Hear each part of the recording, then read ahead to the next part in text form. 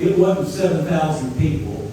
We packed a football stadium with 28,000 Patriots and 6,000 in the parking lot. And the fire marshal was shut it down. But let me tell you this right here. It made a statement all over this country that Donald Trump was there for the American people, the American military, and we weren't going to take it anymore.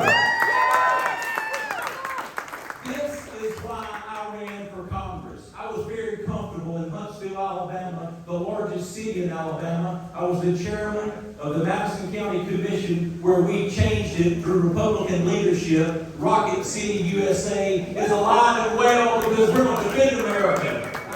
But you start looking at what's going on right now, you're seeing it. You saw me on national TV, Fox News. The Democrats didn't even show up at the southern border for the committee assignment.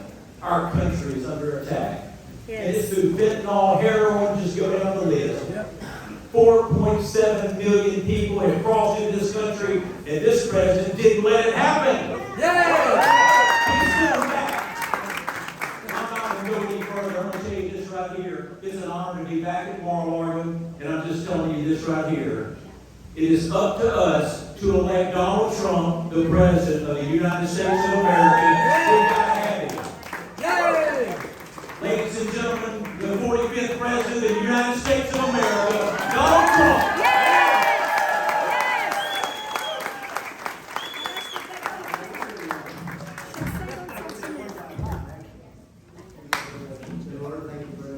Il est fatigué là. Il est vraiment fatigué.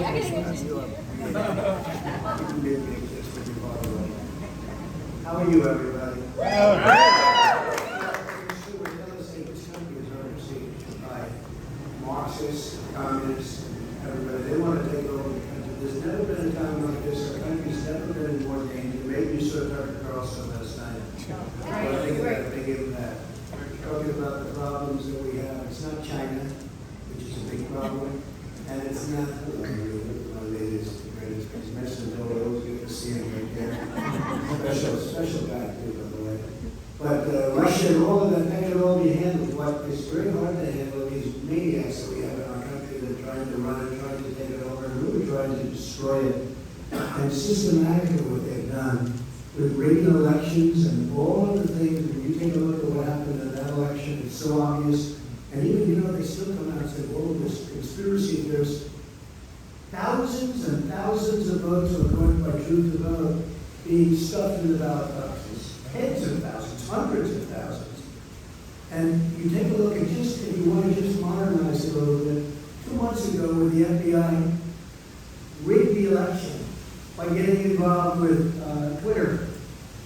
You want to use Truth, by the way. Truth is the best. But Twitter.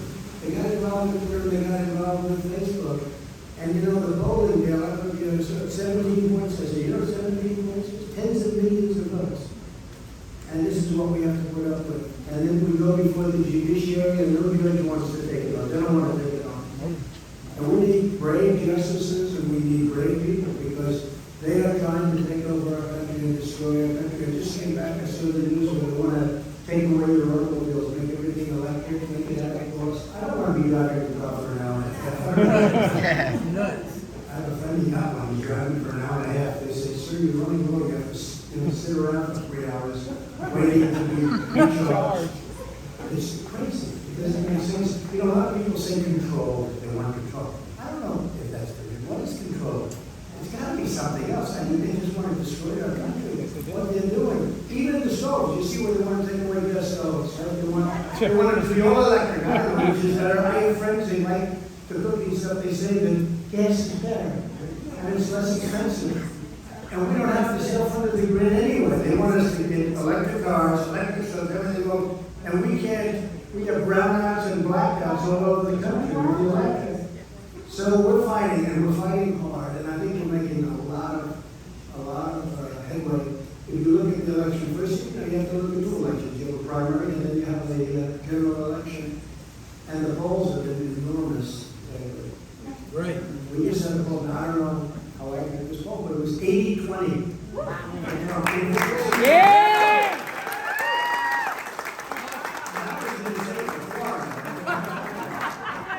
That was in the state of Florida. Did you see that? That's correct. 80 to 20, and we're doing very well with that.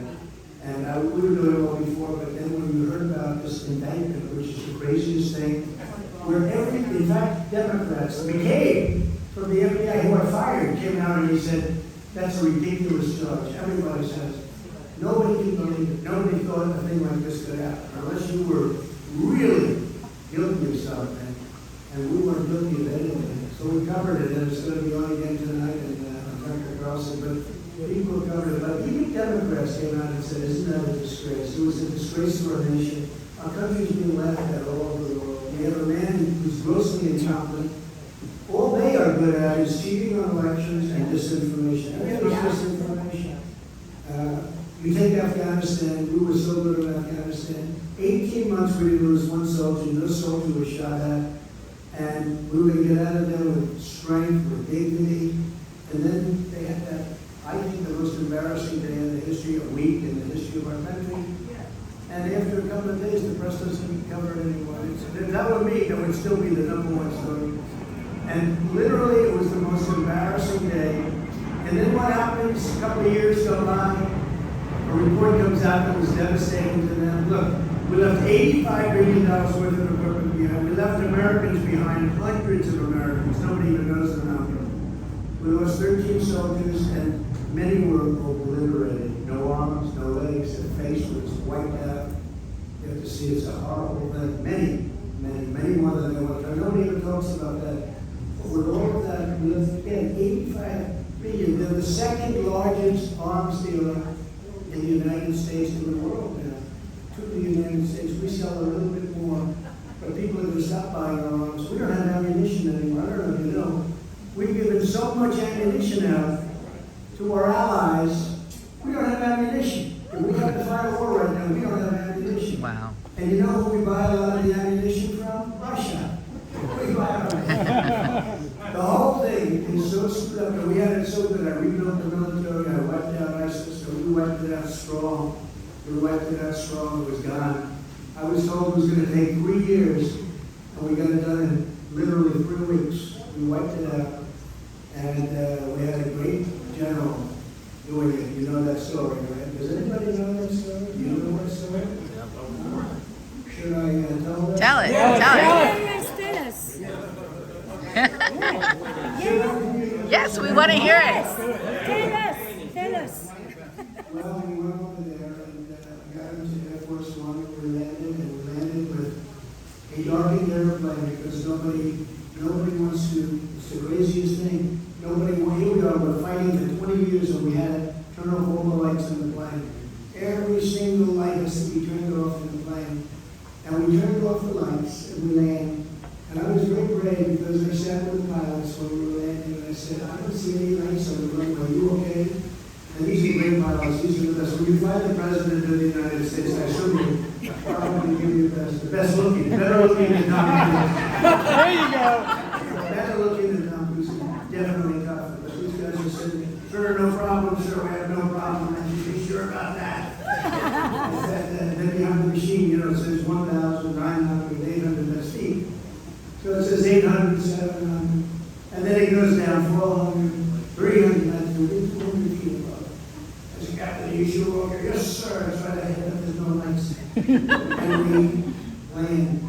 And we land. And I just say, I think I was the bravest president. Okay. But I literally, these guys are so incredible. They're landing the plane, no lights, nothing. Anyway, I get off, and I wanted to see what was going on, why it was taking so long with respect to ISIS. Because we had this incredible everything, equipment, soldiers, everything, and we couldn't seem to defeat them. And I went in, we get off the plane, and I was greeted by a man, Daniel Kane, and I said, so Daniel, let me ask you, what are you doing, Daniel? General Kane? I said, what's your name? What do you like going by? I said, Raisin, sir. I said, Raisin, your name is Raisin Kane? I said, I think I'm going to like you, Raisin Kane.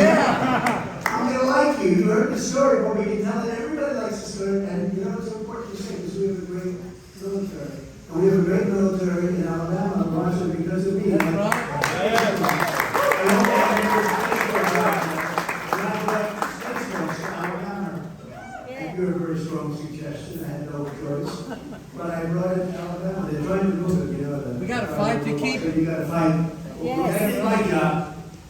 So You did yeah, great. You did so more than Daniel great. came, Grayson came, so I said, you know, I'm gonna like, he was standing next to another general central casket, they were all central casket. And then he's standing next to a staff sergeant, this guy, he was perfect. If he looked like him, he would have been even more successful. He would have had a more beautiful wife, America, sailor, everyone. But I'm telling you, this group, so he said, sir, we're all set for you to rest up. And I said, rest up? I don't want to rest up. I want to go and eat. See, they used to somebody else maybe. I don't know who else would rest up. I can tell you for about 3 days before you, then you wouldn't have a meeting. But I went and I wanted to find out what's going on, because I was told it would take 3 years, and we basically wanted to beat that. So we're starting the meeting immediately after getting off, and we're in this airbase background, okay, and they gave up like a bunch of dopes, they gave it up. You know who's occupying it now? China. Bagram was important because, you know, it was 1 hour from where China makes its nuclear missiles. Wouldn't that be nice to have it? And we were getting out. I would have been out before then, but we were keeping Bagram. It cost billions of dollars to build long before. So I said to him, General, why does it take 3 years to win and they say you don't even know what you can do? I said, here's the story, General. We gotta win. What do you think? So we can do it in 4 weeks. Maybe turn these cameras off. Turn them off, yeah. Because I don't need the story all of it. Turn them off. Turn them off. Okay, okay.